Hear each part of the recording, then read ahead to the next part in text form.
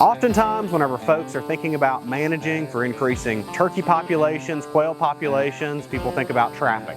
One tool that we oftentimes don't think about for predator management is just habitat management.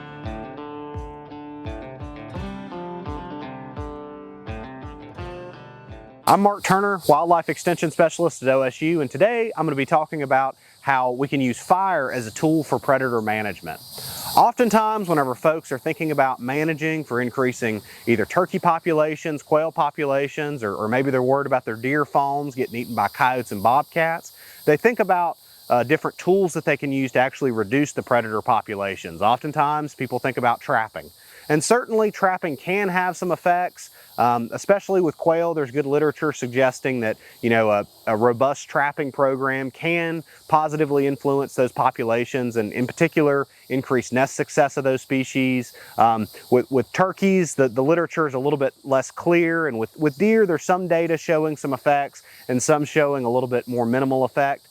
However, one tool that we oftentimes don't think about for predator management is just habitat management, and specifically prescribed fire is a great tool to potentially not only provide cover for the animals that we want to use those areas so that they can hide from predators, but also provide areas that have less predator use. In a recent study by Boone et al., they studied the effects of frequency of fire on the abundance of several mammals within the stands, including several problematic nest predators for turkeys and quail, and also feral pigs. And they found across the board, the more often that a stand was burned, the less frequent that they got detections of several of those species. And so obviously, again, if you're worried about species like raccoons and possums or feral hogs, certainly trapping can be a tool in the toolbox, but just simply using prescribed fire in those areas with more frequency, again, not only do we promote excellent nesting cover and potentially brood rearing cover depending on the frequency of fire,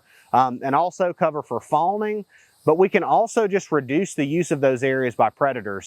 I'm standing now in an area that was burned last year, and we can hear some quail behind us. And again, the structure in here is excellent for turkey nesting. Could also expect to see some fawns being dropped in something like this. Again, especially around denser clumps of woody cover. But an important take home is, again, this cover is providing not only excellent obstruction and potentially helping block the airflow, which could reduce the scent that a coyote could detect a fawn or potentially detect a hen turkey on the nest.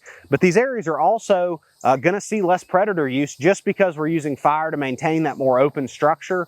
So again, thinking about the structure of the vegetation is important for nesting and for fawning cover. But again, just knowing that these areas that are burned more frequently are going to have less predators in them is certainly something good to keep in mind when you're managing your property. Think a little bit outside the toolbox. Don't necessarily immediately jump to trapping if you're thinking about trying to reduce the number of predators using an area. We can also use habitat management because, again, habitat management is predator management. For more information on habitat management practices that we use to promote habitat for deer, turkey, and bobwhite, check out some of the links in the description.